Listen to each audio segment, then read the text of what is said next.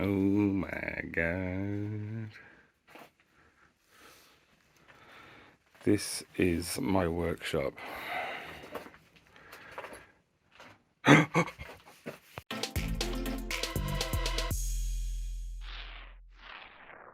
how's it going, ladies and gentlemen? Welcome back to the channel. 2 videos fairly close to each other since considering I haven't done any since like August. That's pretty good going for me, but I've just bought a new toy. It's the 18 volt leaf blower. Last one we had the little one. I don't even know where it is. It's in the state of the workshop. Has broken down again the second time. Not again for the second time, but it is now the second time. And as much as I like that one, and you can pick them up cheap, and I could get it repaired, we need one straight away. So I thought rather than go for the same thing again, get a slightly bigger one. I don't necessarily think it's any more powerful because it's got a bigger fan. It blows a bit more. It's got a bigger tube, so the sort of airflow will be a bit wider. But I thought, well, as it's broken down twice now, I should probably try a different model. I could have got the same one again. I can actually get them quite cheap. They're about 70 quid or so now. So that's pretty good. But I just don't like how it broke down so often. So I've gone for this one instead. Let's have a look at it.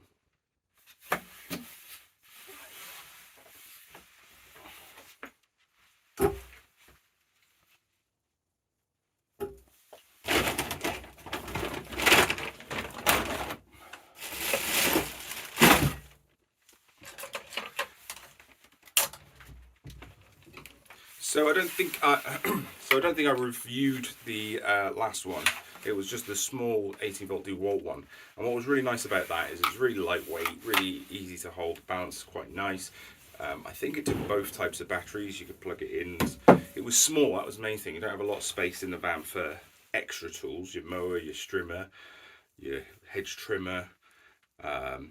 Then you need some space for your waste. You kind of want to keep it down. We've only got a small van on the maintenance side, so it's best to keep the size down. But I did think it's used so much, it's worth getting maybe the bigger version of this. It's still the 18 volt one. I'll give you the code. It is the DCM562. But I really wanted to try one that was different, hoping that maybe the motor or whatever it is that keeps failing in it would be better if this is a newer model. I think this is like basically the same design as the big flex volt one, but without it being a flex volt motor. It's still brushless, so that's a good thing, but I mean, they're breaking down anyway, right? So what I want to show you is it doesn't come in the box like this. It comes in the box like this. Hold on a second. Let me just, how did I do it? I think I pushed that down, or so it's fiddly. I'm trying to point out that it is fiddly. There's a little hole underneath this tube here that you push up like that. There we go. So it's got a little latch shape here, and it's got a little trigger here, and the other one you just put in and twist. But it comes in the box like this, looks like a spotlight. And then all you do is put it in, twist it around, and I've already got it bang on. But you put it in, twist it until it slots into the, there you go, like that, and then push it in, and it's in there nice and snug. Well, that's pretty good, but what would have been better is instead of having it like that, just have a little catch that your finger can get to. Why go to the pain of having to use a screwdriver or whatever in there? It's just a little hole there. It's got a lock symbol next to it. Anyway, I thought that was odd, but that's the way they've gone, and it'll probably never come off again. The next thing I thought was really fiddly is this. Now, your standard 18 volt batteries, put them in there.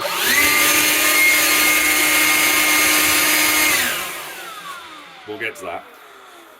Put it in there, no problem. And it's got a nice sort of caged housing around it. So you put it down, it sits there, perfect. If you drop it, it's going to break this, not the battery, or at least protect the battery, and you can get on with your day. If you break the battery, you might not have another one spare or whatever. So if it takes £1, it's fine.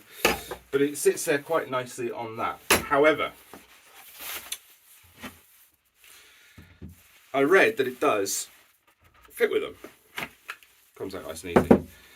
This is the 9 amp hour flex volt, same size for the 6, same size for the 12. I think they're all the same size. They're just bigger in general than the 18 volt ones.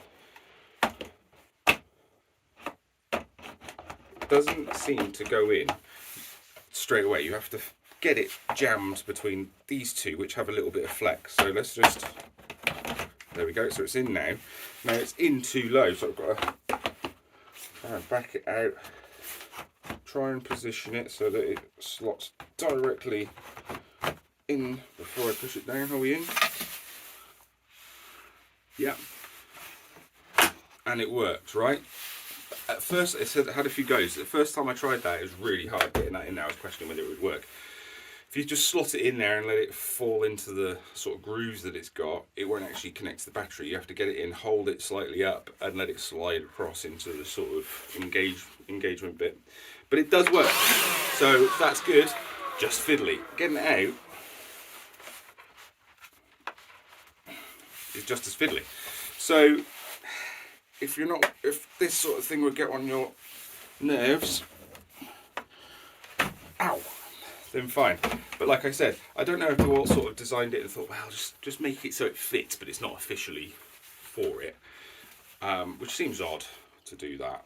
I don't know if they do it, but it doesn't realistically fit. But it's funny how it's exactly the size that would take it, and they haven't put anything in there to block out the bigger battery. Some of the other devices have like little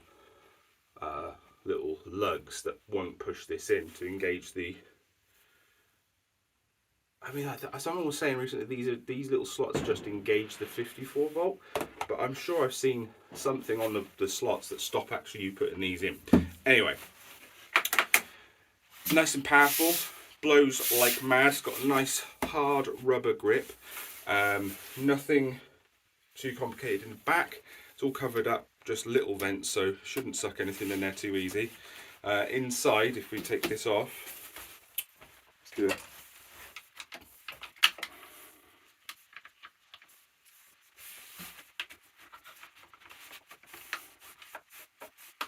See what I mean? See what I mean? Doing it wrong, that's why. It would help if I do it that way.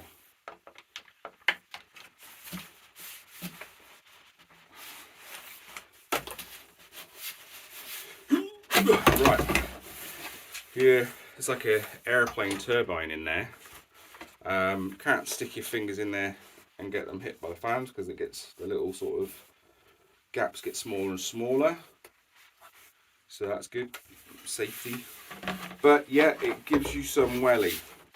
Yeah, I think it's more powerful than the old one or the smaller one, but it might just be because it's got a wider opening that it comes out nice and strong. The other one had 3 different blow levels, power levels, I should say. There we go. Right. This one has a variable trigger, so if you hold it down a little bit. Bit more.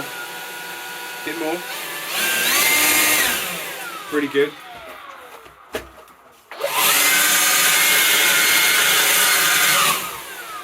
Blowing out the cobwebs. Anyway, so it's got a variable trigger. This I thought was your switch for the power, but it isn't. It actually is a lock, so you can lock it on a set power. Don't even need to blow the trigger, hold the trigger. See the trigger move? That's a really nice feature because you don't want to hold it down all the time. If you're going to be blowing like 50 yards of leaves that you've just trimmed off or whatever, holding that trigger down could be quite a pain. And especially on this one, because the old one, the weight was directly on the trigger. It is on this one. But if you put the flex volt in, it's not. The weight is on your back fingers. So it's laid back a little bit. And again, another thing that leads me to believe that it wasn't designed with the bigger batteries in mind. Oh. There we go. Right. So if that's where it leans. Now you see there, on my back 2 fingers. If I hold this, I can still do it, but it lifts the angle up pretty much horizontal. The other thing is when you put it down on its base with the bigger battery in, I don't know how much you can see of that. It leans forward. It still sits, but it leans forward. It's not right. See, it's not balanced right there. But anyway, cracking bit of kit. I got this, I think it was about 129 quid. I'll put the link in the description. That was the bare unit, no charger, no battery. But I got the batteries. I've just got some more chargers from a wall there because I didn't notice how big a difference. See, this is the little one. On a, I think it was 4 amp hour. 5, 6. It might have been the 6 amp hour. So the flex volt takes 300 minutes on these ones. So we've got the 115s, and on the 113s it's double. So it's like 600 minutes. So it's pretty much overnight to charge a 6 amp hour battery. This is 90 minutes, I think, on the 6, and it's 180 minutes on the 9, something like that. I don't know why, I'm just plucking it from there. But these are take much longer. So I just went to eBay and picked up a couple more of the 115s. So I made sure they were genuine DeWalt ones. I'll mount them instead to do our charging with, just because it'll take too long otherwise. I mean, maybe I should point out that these are fine for 2 amp hours. They're the 5, the 5 amp hours, and then that's only the flex volt ones. We've got another fast charger Dave has at home. So that's it. Like and subscribe. Tell me what you think. Have you guys got one of these? Did you have the old one? Did it break down on you? Not the old one, I should say, the small one. Did it break down on you? Have you tried this one? How long has it been out for? Has it broken down on you yet? I don't know. Jury's out at the minute. I think I like it. It's very big. What's that noise? This thing. I can hear it. Didn't realise it was on. This has got, it's wet. It's gone wrong for the 2nd time again. So I'm now going to have to send it away, which are really good. It was gone and back in a week, I think. Really, really good service. But just give me another one. Obviously, they're really good, and this is just a dud because I haven't heard many problems about them. But God, oh my God, same thing. It doesn't.